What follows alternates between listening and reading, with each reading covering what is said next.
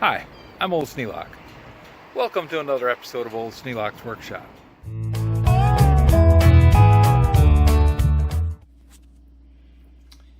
I picked these up out of a box out in the workshop that I had picked up at a garage sale, and I had no real idea what these two pieces are. Now this one has a patent number, which I'm going to look up as soon as I clean it up a little bit. And this one has some writing right around the pivot point on the handles, so I'm going to see what I can decipher off of that. But first I got to clean them up.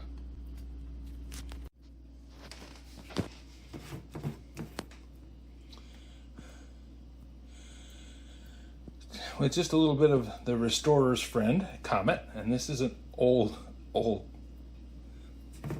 batch of Comet. We've had this around for a long time. And a toothbrush of about similar vintage.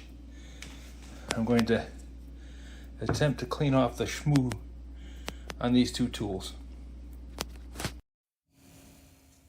Well, after I cleaned up the little pliers, I could read something around the pivot point.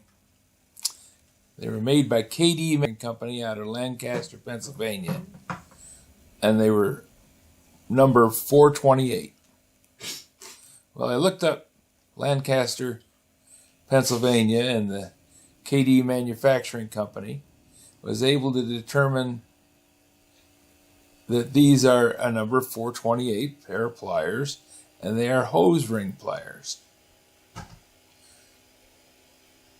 They have a special knurled ring around the tip of the pliers to let you pivot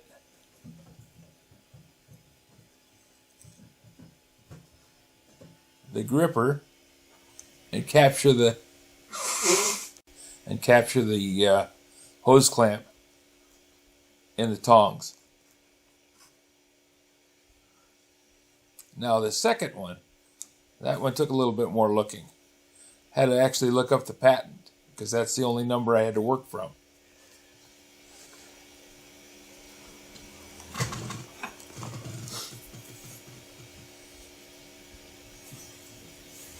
Patent number 2860408 shows that it is a exhaust pipe removal tool. I don't know how they ever figured out to do that, but it looks like the kind of thing that it actually would work when you look at the patent drawings.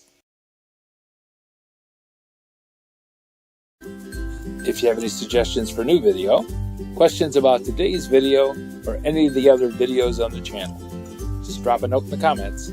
You know I read them all. Thanks for watching.